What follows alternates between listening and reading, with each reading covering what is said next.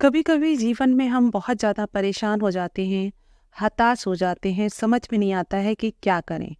और हमें मोटिवेशन की बहुत ज़्यादा ज़रूरत होती है। तो फिर हम क्या करते हैं, मोटिवेशनल थॉट सुनते हैं, किसी की बातें सुनते हैं, ज्ञान की बातें सुनते हैं और सुनने के बाद फिर अपने काम में लग जाते हैं, लेकिन उन पर विचार नहीं करते हैं। कोई भी उपदेश, प्रवचन या बातें, ज्ञान की बातें, जब तक आप उन पर विचार नहीं करेंगे, उनको समझेंगे नहीं, तो वो आपको तब तक कोई फायदा नहीं पहुंचा सकती हैं। इस संबंध में एक लोक कथा प्रचलित है। कथा के अनुसार पुराने समय में एक गांव में संत कुछ शिष्यों के साथ अपने आश्रम में रहते थे। संत बहुत ही विद्वान थे और शिष्यों को सुखी और सफल जीवन के उपदेश देते थे। उनके साथ ही एक छोटा बच्चा भी रहता था।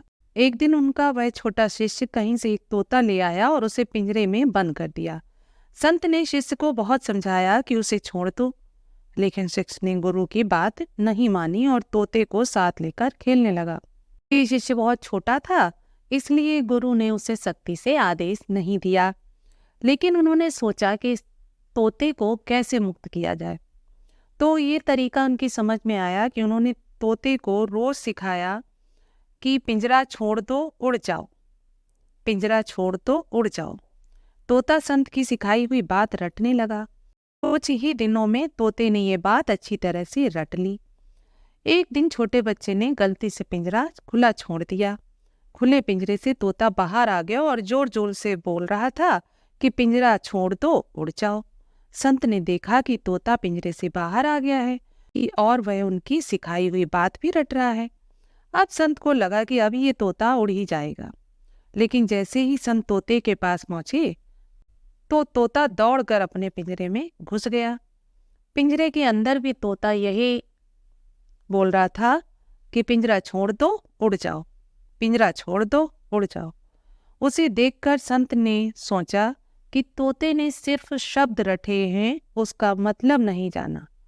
इस पर उपदेश का कोई भी असर नहीं हुआ है। तो इस कथा से हमको क्या सीखने को मिलता है?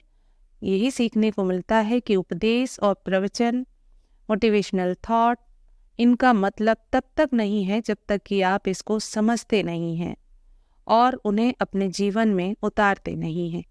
इसी वजह से आपके जीवन की समस्याएं जस की तस बनी रहती हैं। जब तक हम ज्ञान की बातों को समझेंगे नहीं, उन पर चलेंगे नहीं, तब तक उनसे कोई भी लाभ नहीं मिल सकता है।